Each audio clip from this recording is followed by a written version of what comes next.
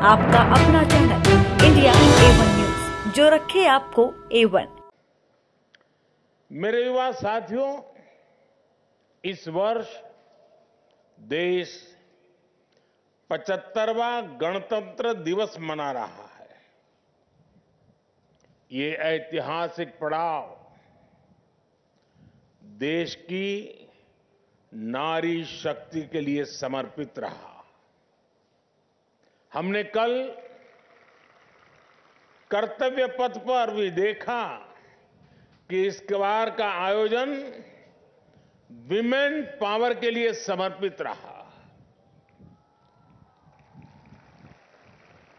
हमने दुनिया को दिखाया कि भारत की बेटियां कितना बेहतरीन काम कर रही है। हमने दुनिया को दिखाया कि भारत की बेटियां किस प्रकार हर सेक्टर में नए आयाम गढ़ रही हैं। गणतंत्र दिवस की परेड में भी ये पहला अवसर था जब इतनी बड़ी संख्या में विमेन कंटिजेंट ने हिस्सा लिया। आप सभी ने शानदार परफॉर्म किया। आज यहां अनेक कैडेट्स को पुरस्कार भी मिले हैं। कन्याकुमारी से दिल्ली और गुवाहाटी से दिल्ली तक साइकिल यात्रा करना, झांसी से दिल्ली तक नारी शक्ति वंदन रन, 6 दिन तक 470 किलोमीटर दौड़ना, यानी हर दिन 80 किलोमीटर दौड़ लगाना, यह आसान नहीं है।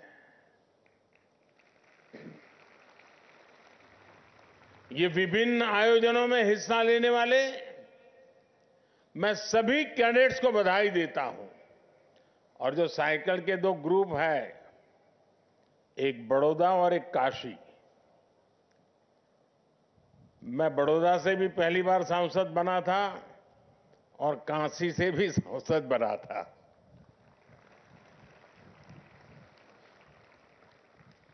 मेरे नौजवान साथियों, कभी बेटियों की भागीदारी सिर्फ सांस्कृतिक कार्यक्रमों तक सीमित रहती थी। आज दुनिया देख रही है कि भारत की बेटियां जल, थल, नभ और अंतरिक्ष में कैसे लोहा मनवा रही है। इसकी झांकी कल कर्तव्य पथ पर सबने देखी है। ये जो कुछ भी कल दुनिया ने देखा, यह अचानक नहीं हुआ है। ये बीते 10 वर्षों के सतत प्रयास का परिणाम है। भारत की परंपरा में हमेशा नारी को एक शक्ति के रूप में देखा गया है। भारत की धरती पर रानी लक्ष्मीबाई, रानी चेन्नम्मा और वेलु नाचियार जैसी वीरांगनाएं हुई है। आजादी की लड़ाई में एक से बढ़कर एक महिला क्रांतिकारियों ने अंग्रेजों को पस्त कर दिया था। बीते 10 वर्ष में हमारी सरकार ने नारी शक्ति की इसी ऊर्जा को निरंतर सशक्त किया है। जिन भी सेक्टर्स में पहले बेटियों के लिए एंट्री बंद थी या लिमिटेड थी, हमने वहां हर बंदिश हटाई है। हमने तीनों सेनाओं के अग्रिम मोर्चों को बेटियों के लिए खोल दिया। आज सेनाओं में महिला अधिकारियों को परमानेंट कमीशन दिया जा रहा है। बेटियों के लिए तीनों सेनाओं में कमांड रोल्स और कॉम्बैट पोजीशन में रख के रास्ते खोले गए हैं। आज आप देखिए, अग्निवीर से लेकर फाइटर पायलट तक बेटियों की भागीदारी बहुत अधिक बढ़ रही है।